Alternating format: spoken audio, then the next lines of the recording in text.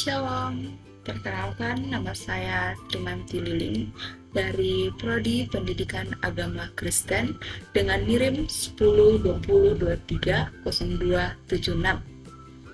Dalam video ini saya akan menjelaskan mengenai ritus Mak Batang dalam adat kebudayaan Toraja. Video ini dibuat untuk memenuhi tugas ujian akhir dari mata kuliah Adat dan Kebudayaan Toraja. Kita masuk dalam materi. Ritus Mak Batang adalah salah satu tahapan sangat penting dalam rangkaian upacara adat kematian atau yang biasa dikenal dengan istilah Rambu Solo yang dilakukan oleh masyarakat Toraja. Nah, secara harafiah, istilah Rambu Solo berasal dari bahasa Toraja yang berarti asap yang arahnya ke bawah atau sinar yang menurun. Ini merujuk pada waktu pelaksanaan upacara yang dilakukan saat matahari mulai terbenam. Nah, upacara kematian ini merupakan ritual kematian yang sangat sakral dan menjadi bentuk penghormatan terakhir kepada orang yang telah meninggal di dunia. Rambu Solo bertujuan untuk mengantar arwah orang yang meninggal menuju alam roh atau dikenal dengan istilah Puya, serta penyempurnaan kematian menurut kepercayaan adat Toraja. Dalam kesempatan ini, saya secara khusus akan membahas mengenai ritus Mak Batang yang dilaksanakan di wilayah Sanggala Utara, Kabupaten Tanah Toraja.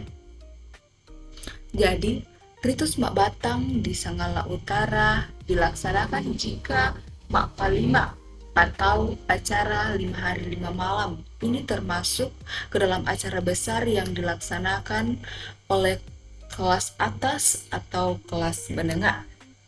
Dan Mak Batang ini dilaksanakan setelah pembukaan atau dikenal dengan Mak Kerudusan. Setelah itu barulah acara Mak Batang yang merupakan prosesi penyambutan tamu yang datang melayat dengan memberikan sumbangan hewan kurban seperti kerbau dan babi kepada keluarga yang berduka. Pada tahapan ini, keluarga dari almarhum membuka pondok tempat untuk menerima tamu atau biasanya dikenal dengan istilah lantang, yang menjadi tempat berkumpul dan menginap para pelayat yang datang selama upacara tersebut berlangsung. Nah, kemudian jika kita melihat dalam pelaksanaan Mak Batang di Sanggala, upacara Mak Batang dilaksanakan setelah beberapa prosesi awal seperti Mak Pasuruk atau arak-arakan kerbau dan Mak Palau atau pengarak jenazah. Jadi, hewan kurban yang disumbangkan menjadi simbol penghormatan dan pengorbanan yang dipakai untuk mengantarkan arwah ke alam yang disebut Puya atau surga menurut kepercayaan Toraja. Jadi selama Mak Batang juga dilaksanakan pelantunan syair kedukaan yang disebut Mak Badong.